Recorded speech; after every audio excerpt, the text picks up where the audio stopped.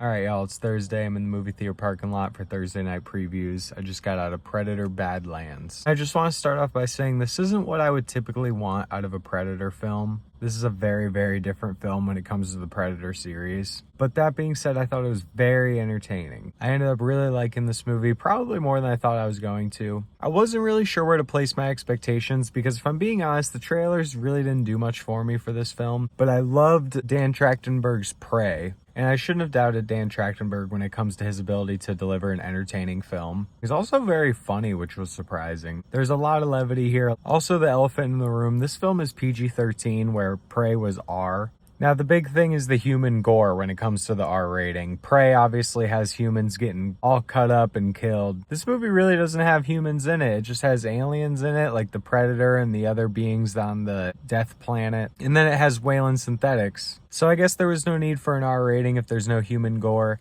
And the film doesn't skimp on the alien gore. You know, there's creatures losing limbs and getting their heads cut off and stuff.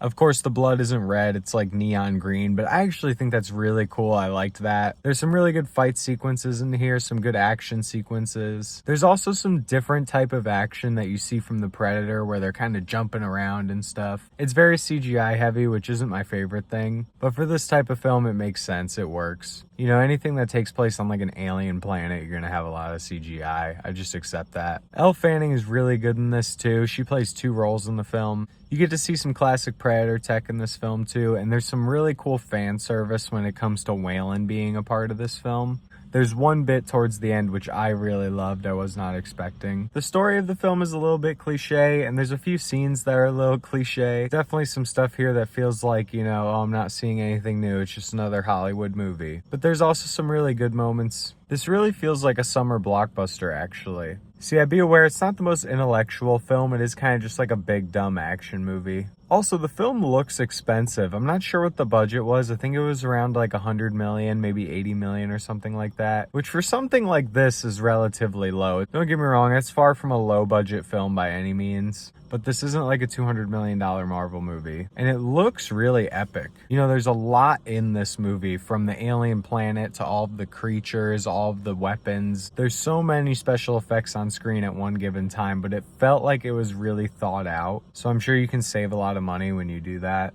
I'm not going to spoil anything, just know there isn't too many like crazy surprises in this film. Don't get your expectations too high, just go in expecting like a fun Predator action movie with kind of like a new view of the Predator. You know, like I said, this is a very different Predator movie, but this might be the most Predator-focused Predator movie. And there was some stuff in here that had to do with like the Predator culture and world that was really interesting that you get to see in this film for the first time. This film does have kind of that air of like PG-13 modern action film, kind of like the new Godzilla Kong films. It felt like that at times, which I kind of feel similarly about this that I do with those, where it's like, I love Godzilla, I love King Kong, so I'm predisposed to like this, and I do like aspects of it, but it's also just kind of dumb. And I'm in the same boat here. You know, I love Predator, I love all the Predator films, and I'm really happy to like see all that stuff in this movie and see a new Predator film. But there's moments that kind of feel like they're for kids. And I think kids to teenage boys will love this movie. It's actually kind of smart from Disney's standpoint, kind of trying to like usher in this new demographic, because I assume most Predator fans are like 30 or older at this point.